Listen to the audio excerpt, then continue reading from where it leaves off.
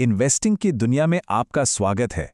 आज हम एक ऐसे मीट्रिक की परतें खोलने वाले हैं जिसको लेकर शायद सबसे ज्यादा कंफ्यूजन रहता है, प्राइस टू अर्निंग्स, या जिसे हम सब पीई रेशियो कहते हैं।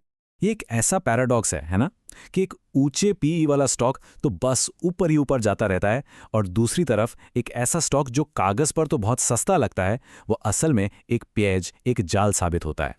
और ये कहानी ये कोई नई नहीं है, बहुत आम है। इससे एक बात तो साफ हो जाती है कि सिर्फ पीई का नंबर देख लेना ही काफी नहीं है। असल में क्या हो रहा है ये समझने के लिए हमें एक बेहतर, एक अलग नजरिए की जरूरत है।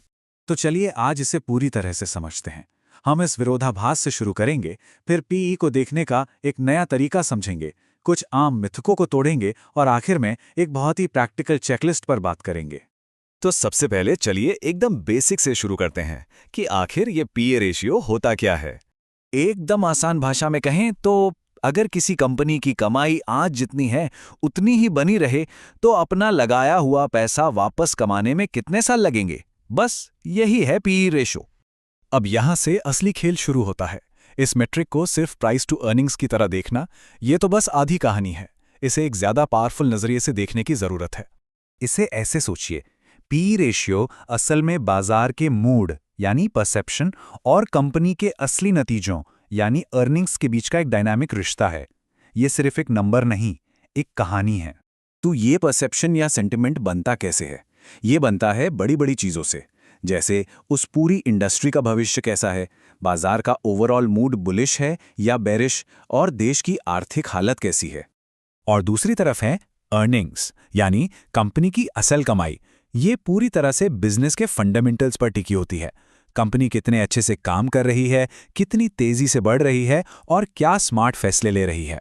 तो चलिए अब देखते हैं कि ये नया फ्रेमवर्क हमें इन्वेस्टिंग के आम चालों से बचने में कैसे मदद करता है। और शुरुआत करते हैं उन स्टॉक्स से जो देखने में तो बहुत सस्ते लगते हैं। ये एक क्लासिक पीएज है। जो साइक्लिकल कंपनियां होती है ना, उनका पीई रेशो तब सबसे कम होता है जब उनकी कमाई अपने चरम पर होती है, जो हमेशा के लिए नहीं रहती, और बस स्टॉक के गिरने से ठीक पहले वो सबसे सस्ता दिखाई देता है। ये सलाह सुनने में थोड़ी उल्टी लगती है ना? लेकिन इसके पीछे एक गहरा तर्क है। साइक्लिकल बिजनेस में ऊंचा पीई अक्सर ये इशारा करता है कि कमाई अपने सबसे निचले पॉइंट पर है और यहां से रिकवरी की पूरी उम्मीद है।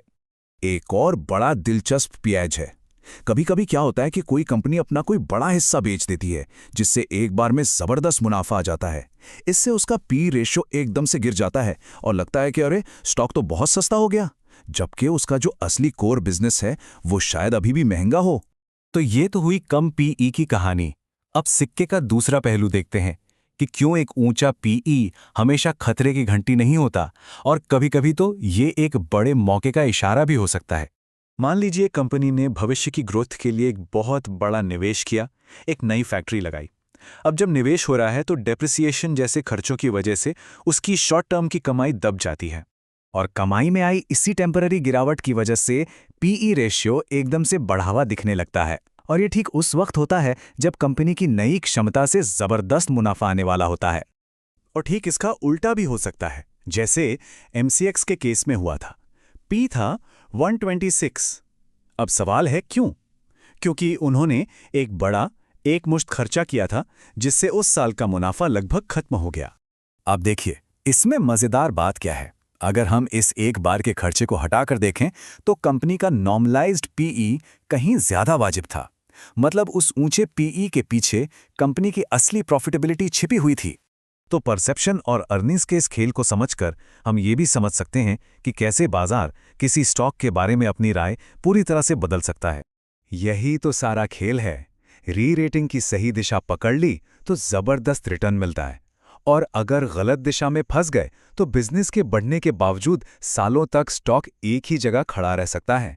तो इन सब बातों का निचोड़ क्या है? अगली बार जब भी किसी कंपनी का पीई रेशियो देखें तो उसके लिए एक एक्शन लेने लायक चेकलिस्ट यहाँ है। अगर इन स्टेप्स को फॉलो किया जाए तो आप सिर्फ एक नंबर से आगे बढ़कर कंपनी के वैल्यूएशन की कई ज्यादा गहरी समझ हासिल कर पाएंगे। तो बस यही वो सवाल है जो सारा फर्क पैदा कर सकता है। आज के लिए बस इतना ही।